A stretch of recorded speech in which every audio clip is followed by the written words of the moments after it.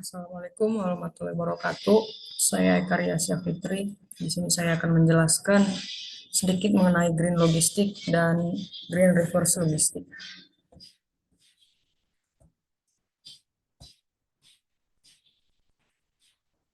Yang pertama saya akan menjelaskan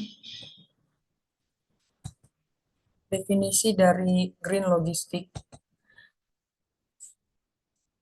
Yang pertama yaitu eh, transportasi ramah lingkungan.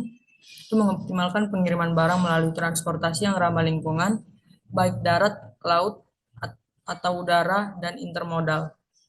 Yang kedua itu kemasan berkelanjutan, penggunaan bahan yang lebih sustainable, kurang timbulkan emisi gas rumah kaca seperti plastik biodegradable, kantung belanja reusable, karton yang didaur ulang, dan sebagainya. Yang terakhir itu reduksi emisi, itu dalam hal kendaraan transportasi, konsumsi bahan bakar yang pengurangan emisi yang substansial. Berikutnya, saya akan menjelaskan definisi dari green reverse logistik. Yang pertama itu pengelolaan dan daur ulang limbah. Yang kedua menggunakan kembali.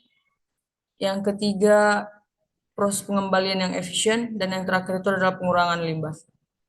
Saya akan menjelaskan sedikit itu pengelolaan dan daur ulang limbah itu bahwa green reverse logistik ini itu dapat menimbulkan pengelolaan atau daur ulang limbah menggunakan kembali itu dengan adanya green reverse logistik, maka bahan-bahan yang telah digunakan dapat digunakan kembali.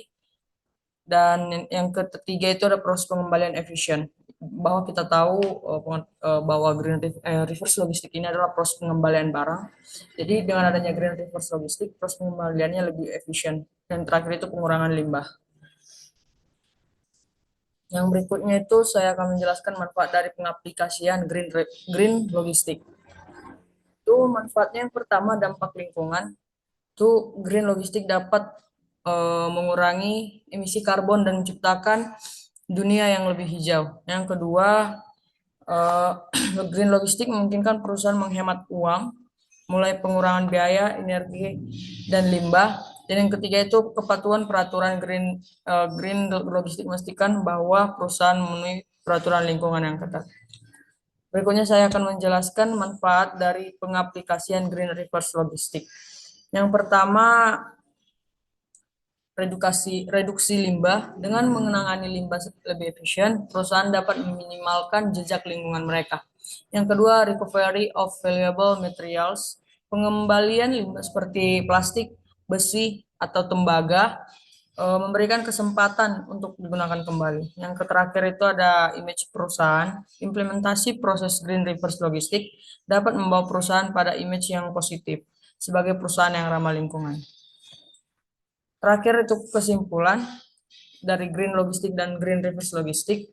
Itu pentingnya green logistik dan green reverse logistik, bahwa kita perlu memiliki pedoman ini untuk memberikan prioritas pada keberlanjutan lingkungan. Dua, beragamnya manfaat dari mengurangi limbah hingga penghematan biaya. Dua konsep ini memberikan nilai tambah positif bagi perusahaan. Tiga, contoh pelaksanaan di dunia nyata, banyak contoh kasus dalam implementasi green logistik dan green reverse logistik, serta strategi dalam menghadapi tantangan.